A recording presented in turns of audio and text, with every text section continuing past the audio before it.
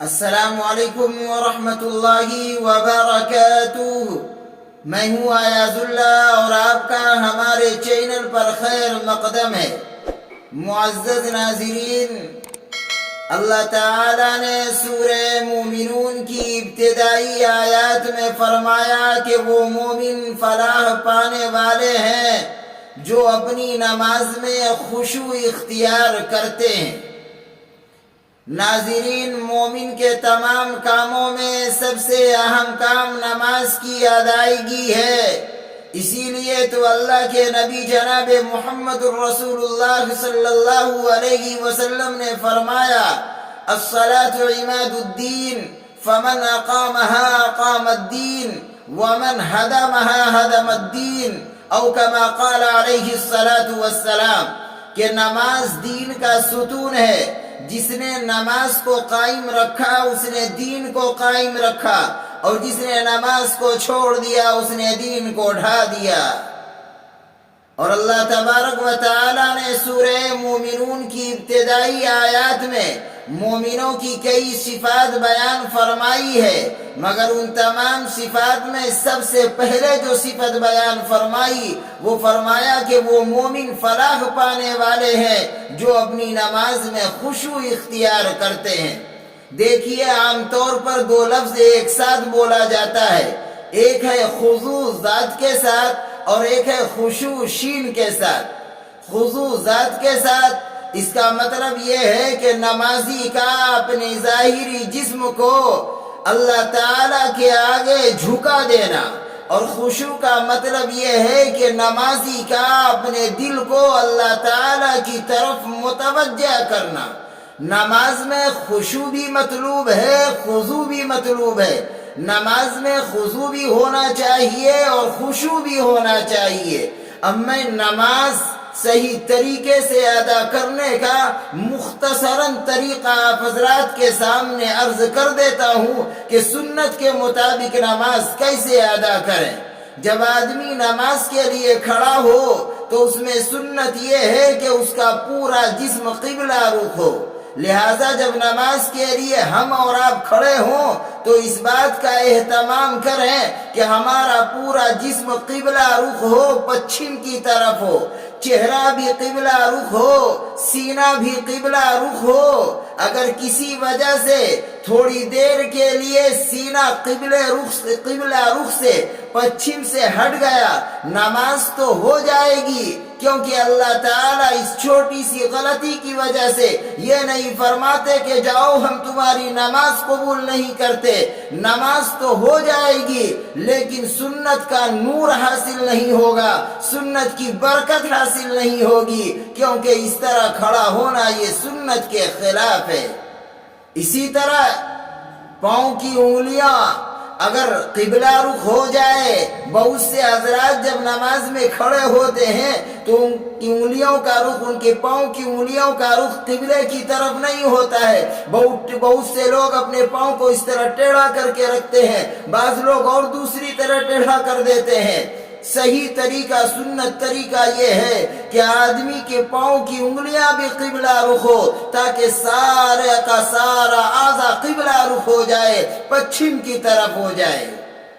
اب بتائیے، اگر آدمی اپنی پاؤں کی انگلیوں کو قبلہ رخ کر لے، اپنے سارے جسم کو قبلہ رخ کر لے، تو اس میں کیا حرج ہے، کیا پریشانی ہے؟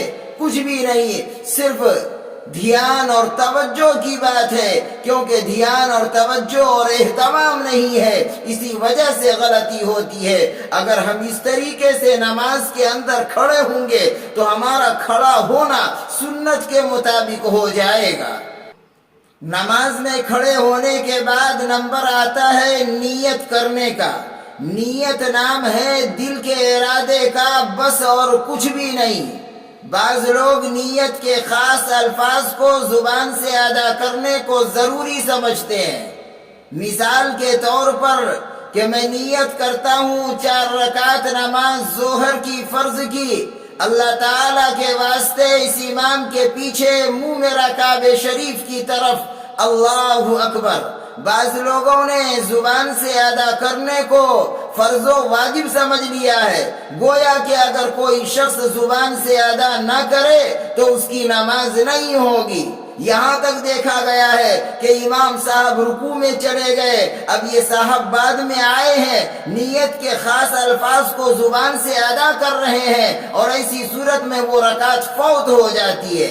مسئلہ یہ ہے کہ اگر ایک مرتبہ سبحان ربی العظیم کہنے کے بقدر امام صاحب کے ساتھ آپ شریک ہو گئے رکوع کے اندر تو آپ نے وہ رکعت پا لی، لیکن یہ شخص نیت کے خاص الفاظ کو زبان سے ادا کرنے کے چکر میں وہ اس رکعت کو فوت کر دیتے ہیں، وہ رکعت اس کی چھوٹ جاتی ہے۔ خلاصہ کلام یہ ہے کہ نیت نام ہے دل کے ارادے کا، زبان سے کرنا کوئی ضروری نہیں ہے۔